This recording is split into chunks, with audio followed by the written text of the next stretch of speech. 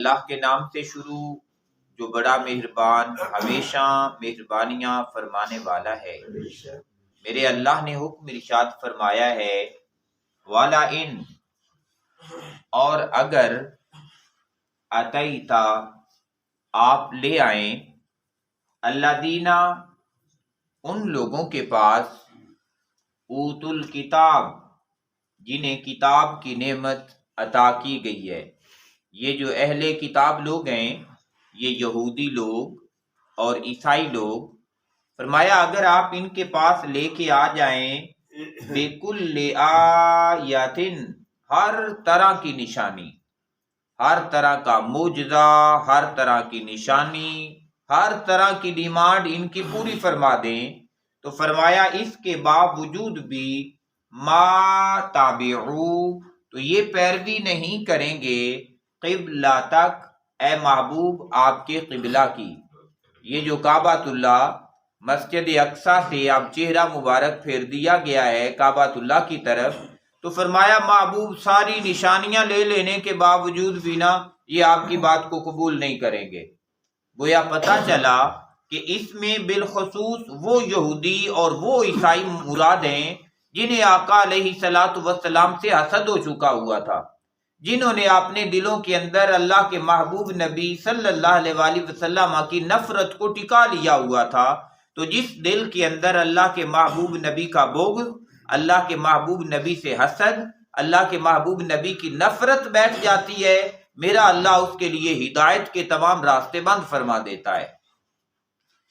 پھر ارشاد فرمایا میرے اللہ نے وما انتا، اور اے محبوب پیارے آپ بھی ایسے نہیں ہیں کہ بتابعن، کہ آپ تابع داری کریں قبلتہم، ان کے قبلہ کی۔ اب آپ ان کے قبلہ کی طرف یعنی مسجد اقصی کی طرف دوبارہ لوٹنے والے نہیں ہیں، آپ کو ہمیشہ ہمیشہ کے لیے کعبہ جو ہے وہ قبلہ کے طور پر عطا کر دیا گیا ہے۔ پھر ارشاد فرمایا میرے اللہ نے وما بعدہم، اور جہاں تک پوزیشن ہے ان کی اپنی، وما فرمایا اور نہیں ہیں بعدہم ان کے بعد لوگ، بتابعن تابع داری کرنے والے، قبلۃ بعد ایک دوسرے کے قبلہ کی، یہ خود ہی ایک دوسرے کی قبلہ کی پیروی نہیں کرنے والے۔ یہودی ہیں تو وہ سمجھتے ہیں کہ ایک خاص دیوار ہے اور وہ دیوار ہی ہمارا قبلہ ہے، اور وہ اسی دیوار کو مقدس سمجھ کے اسی کے ساتھ اپنی گریہ اوزاری یا جو عبادت و بندگی کے انہوں نے سلسلے بنا رکھے ہیں وہ اسی کے ساتھ کرتے جا رہے ہیں۔ اور جو عیسائی لوگ ہیں، عیسائی سمجھتے ہیں کہ بالخصوص وہ حجرہ اور وہ کمرہ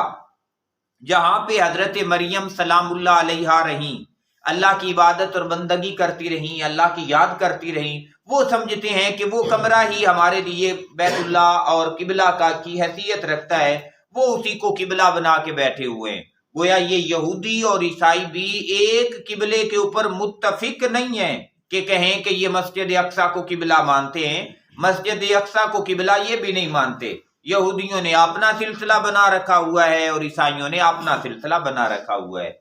پھر ارشاد فرمایا میرے اللہ نے والا ان، اور اگر والا ان اتبعتا، لیکن اس کے بعد اگر آپ نے اتباع کی، اگر آپ چلے اہواءہم ان کی خواہشات کے مطابق، کیونکہ کبھی کبھی ایسے بھی ہوتا کہ یہودی اور عیسائی اکٹھے ہو کے آ جاتے اور کہتے کہ ہم ایک مہینہ اس قبلہ کی طرف منہ کر کے نمازیں پڑھ لیتے ہیں، آپ ایک مہینہ اس قبلہ کی طرف منہ کر کے نمازیں پڑھ لیں، اس طرح اتفاق اور اتحاد کے ساتھ اگلا سارا وقت جو ہے وہ ہم بسر کر لیتے ہیں۔ لیکن میرے اللہ نے ارشاد فرمایا کہ اگر آپ نے پیروی کی اہواءہم ان کی خواہشات کی، من بعد اس کے بعد، ما جاءک کہ وہ جو آپ کے پاس آ چکا ہے، من العلم علم میں سے، انکا بے شک پھر آپ، اذن اس وقت، لمن الظالمین حد سے بڑھنے والے ہو جائیں گے۔ گویا پتہ چلا جب بندے کے پاس علم آ جاتا ہے تو علم سے پھر جو ایک عالم بندہ جو ہے، جب وہ پھر اس راستے کی طرف جاتا ہے جس راستے سے اسے منع کیا گیا ہے تو اس کی پکڑ یقیناً سخت ہے۔ اس وجہ سے خاص طور پر یہ بات بیان کی گئی کہ جب علم آ جائے تو اس کے بعد پھر نافرمانی جو ہے وہ نہیں ہے۔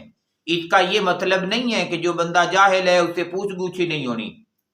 کہ بندہ علم کی طرف قدم ہی نہ بڑھائے۔ علم کی طرف ایک قدم بڑھانا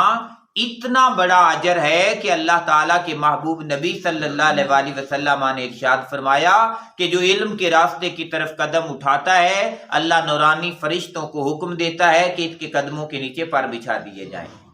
پھر آقا علیہ الصلوۃ والسلام نے فرمایا من خرج لطلب العلم فہو فی سبیل اللہ، فرمایا جو علم کی طلب کے لیے گھر سے نکلتا ہے وہی تو اللہ کے راستے میں ہے، وہ اللہ کے راستے میں ہے، عزتیں برکتیں اسی بندے کا مقدر بننے والی ہیں۔ ہاں یہ بات، اس بات کا ڈر ضرور رکھیں کہ کہیں یہ جو ہماری جہالت ہے یہ آخرت کے دن ہماری دوہری پکڑ کا سبب نہ بن جائے کہ ایک اللہ تعالی ہم سے یہ پوچھیں کہ یہ علم کام کیوں نہیں کیا تو نے، اعمال کیوں چھوڑ دیے، اور ہم کہیں کہ باری تعالیٰ ہمیں علم ہی نہیں تھا، تو اللہ تعالیٰ اس بات پہ بھی پکڑ فرما لیں کہ میں نے جو تمہیں دنیا میں بھیجا تھا اور میرے محبوب نے ارشاد فرمایا تھا کہ طالب العلم فریضۃ علی کل مسلم، کہ علم کی طلب فرض ہے اور تم نے علم کیوں نہیں سیکھا، تو یہ دوہری پکڑ کہیں نہ بن جائے۔ تو اللہ تعالیٰ سے دعا ہے کہ میرا اللہ ہمیں علم کے ابواب کو سمجھنے اور پھر اپنے علم کے مطابق عمل کرنے کی توفیق عطا فرمائے۔ اللہم